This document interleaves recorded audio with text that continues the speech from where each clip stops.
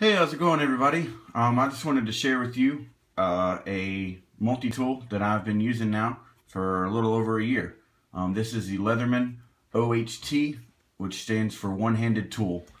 And I've got this multi-tool as a gift from my wife, and that's the biggest reason why this is my multi-tool that I use. I use it for everything. I use it at work. I use it at in the woods, you know, for everything that you would normally use a multi-tool for. Like I said, I've had this for a little over a year now. This is what the case looks like after a year of carrying it around, and there's some normal wear and tear on it. I have put it on some MOLLE webbing. I have put it on my belt. I normally keep it in a pocket in my backpack that I take with me to work. So a little bit of background about what it's actually been through and what it's actually used for. So I work for an outdoor recreational company. It's a canoe and kayak service, and I also kind of help take care of the property itself. So there's all kinds of maintenance and stuff that I do, whether it's water line work, or you know, nuts and bolts on the kayak, or repairing something on the fence, or you know, I always have something to do, some kind of little projects. So this is the tool I've been using, and like I said, it's been about a year in service, and so far I've really liked it. Now, if I had a different multi-tool, I would probably be able to give you a better comparison, like, you know, a Super Tool 300 or something. But as far as, you know, what I've used it for, I've really liked it. Like what other people have already done reviews on this for, it does have the diagrams of what the tools are on the outside of the Leatherman, and it's nice. All the tools are locking, and they're all accessible to the outside of the tool, so you don't have to flip this open to be able to get to things. You can literally just pull this out and get to all your tools really quickly. Just a quick rundown of all the tools. You've got your bottle cap lifter here. You've got your large flathead here. It's still short, so that's something I don't like about that. You've got your main blade here. I'm not sure what the steel is, but it came razor sharp, and you know, with my multi-tool, I'll try not to use the blade on it unless I absolutely have to. I normally have a pocket knife with me, and so I kind of use this as a back resort, or last resort, sorry. Then you've got your serrated, or your saw here. The saw does work really well. I think it's a little bit shorter than most Leathermans, but it's got a very aggressive bite, and it also has a very sharp spine to scrape ferro rods or whatever else you might need. It works very well, like most Leatherman saws do. Flip it over on the other side, and you've got your Phillips head. It's very long and narrow, so it works really well for any kind of Phillips head applications you might need. You've got your serrated blade here. It's a very nice blade also. It works really well for whatever serrated task you might need, cutting wire and whatnot, or you know, help strip wire, or you know, different things. Now here's two things that I've done, or that one I've found, and one that a modification that I've done. So I'll do the modification first. This used to be the smaller flathead. Okay, so you've got the large one here on the back side, and this one used to be the smaller one. And what I've done is I've taken a file, and I've filed this down to a sharp point, almost like a chisel grind. It's pretty flat here on the back side, and I angled this down and I tapered it.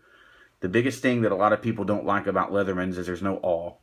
There's no way to punch holes. There's no way to, you know, press through things, and this works both ways. It works really well at scraping stuff off.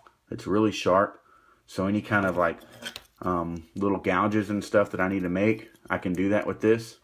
It's really sharp, and it also works pretty well as an awl. So I made that mod, and so far I've really liked it. I did it about 2 or 3 months after I got this, because I just noticed that most all flathead screws I needed to get to, this was thin enough to fit them, and if not, then the other tool that I was talking about works also. The end of this seatbelt cutter / oxygen wrench tool. Now, in an urban environment, this seatbelt cutter is awesome. You know, you can imagine what you can do with it if something were to happen and you had this on your belt and you were in your car. The oxygen wrench tool I've never used, and I probably never will, especially if I'm out in the woods. I hope I never have to use this. But I got to thinking, what can I use the seatbelt cutter, the way it's shaped, the way it is on the you know, the layout of the Leatherman, and lo and behold, it actually makes a pretty good wood carving. Let me adjust this here. It actually makes a pretty good wood carving tool, especially when it comes to, like, let's say a bow drill spindle, when you're wanting to hog off a lot of the wood in the beginning.